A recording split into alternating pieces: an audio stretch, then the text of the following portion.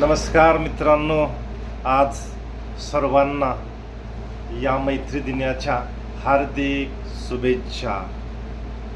का आपणाला कधी असा प्रश्न पडलाय का, जगामध्ये श्रीमंत माणूस कोण असतो? ज्याच्याकडे पैसा आहे, ज्याच्याकडे भरपूर असा अमाप सुखसुविधा आहेत, मोठी गाडी आहे, मोठा बंगला आहे, तो नाही. मित्रांनो, जगामध्ये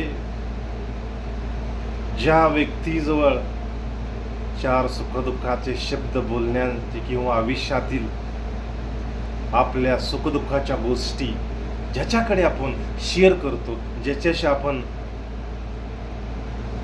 विस्तारित करतो, असा कोण असेल तर तो जगातील श्रीमंत व्यक्ती. म्हणून आज आपण मैत्री दिनानिमित्त याच्यावर थोडंसं आपण प्रकाश टाकूया. मित्रांनो, आजच्या जीवनामध्ये प्रत्येक जण सतत उठल्यापासून संध्याकाळपर्यंत सारखा धावत आहे, पण त्याला कोणी विचारलं का एवढं पळतोय तर त्याला काय आठवत नाही. का तर आपल्याला उद्दिष्ट आपण ठेवलेलंच नाही. कशासाठी पळतोय हे आपण स्वतःला विचारणं अतिशय गरजेचं आहे. म्हणून ते जर आपल्याला मार्ग दाखवायचा कोण करत असेल तर तो मित्र करतो. मित्रांनो, मैत्री हे नातं आपल्याला हे स्वतः निवडावं लागतं. बाकीचे जे प्रायमरी नाते असतात, आई वडील असतात, भाऊ बहीण असतात, अजून कुठली असतात, ते रक्ताची नाती आपोआप मिळतात. पण एकमेव हे नातं असं आहे की ते आपल्या आवडीनुसार आपण निवडतो आणि सुखदुःखाच्या बाबतीमध्ये एकमेकाला आपण आपल्या सुखाची दुःखाची देवाणघेवाण करत असतो आणि ते फार मोठा विश्वास असतो. मित्र, हे खूप महत्त्वाचं आहे. एक कथा या संदर्भात मला आठवते. एक दोन जिवलग मित्र असतात, पहिलीपासून ग्रॅज्युएशनपर्यंत त्यांचं सगळं एकत्रच ते मित्र असतात, जिवलग मित्र असतात. आणि एक नोकरीच्या ठिकाणी जातात तेव्हा दोघंही हुशार असतात, दोघांचंही सिलेक्शन होतं, परंतु फक्त एकच जागा असते. एका मित्राला त्यांनी घेतलेलं असतं आणि तो एक मित्र त्यांच्या वरिष्ठांना सांगतो की माझ्या इतकी त्याच्याकडे क्षमता आहे, परंतु ज्या वेळेस भविष्यामध्ये कंपनीमध्ये संधी मिळेल त्यावेळेस त्याला नंतर घ्या. काही वर्षानंतर जागा त्या ठिकाणी मिळते आणि त्याला मित्राला घेतलं जातं. आणि त्या दोघांना काही लोकांनी प्रश्न विचारलं, दोघं मित्र कसं काय एका ठिकाणी आला असतं? त्यांनी सांगितलं, आम्ही दोघे मित्र एकमेकाचे स्पर्धक नसून आम्ही एकमेकांना मदत केली आणि अशी मैत्री निभावली. असे मित्र जगामध्ये खूप कमी असतात. मित्रांनो,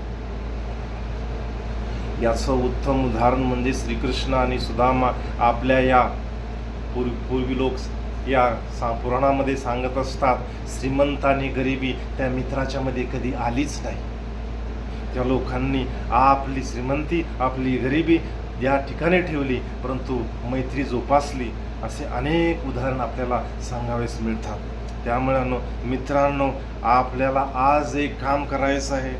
आज आपण एका तरी मित्राला फोन करून त्याची खुशाली विचारायची आहे. त्याला सांगायचं आहे की बाबा, तुझ्यामुळं माझं आयुष्य आज एवढं सुंदर आहे. ते सांगणं आज आपण करणं अत्यंत गरजेचं आहे. कारण मैत्री हे नातं आपण निवडलेलं आहे. कारण मैत्रीशिवाय माणसाचं जीवन अधुरं राहतं. मैत्री ही असं एकमेव नातं आहे ज्यामध्ये कधी भेदभाव नसतो, गरीब श्रीमंत नसतो, उच्च नीचता नसते, एक स्तर असतो.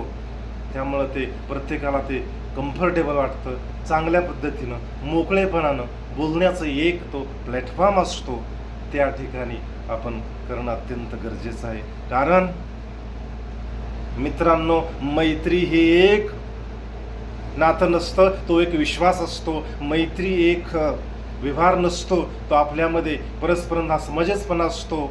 मैत्री म्हणजे मित्रांनो, एका दिवसाचं हे नातं नसतं, तर आयुष्यभराचं ते एक अतूट असं बंधन असतं. त्यामुळं मैत्री दिनाच्या मी सर्वांना शुभेच्छा देतो आणि आपली मैत्री वाढवा, आपली मैत्री फुलवा आणि पुढच्या पिढीला तो संदेश द्या. याच बरोबर मी आपका या ठिकाणी निरोप घेतो. धन्यवाद.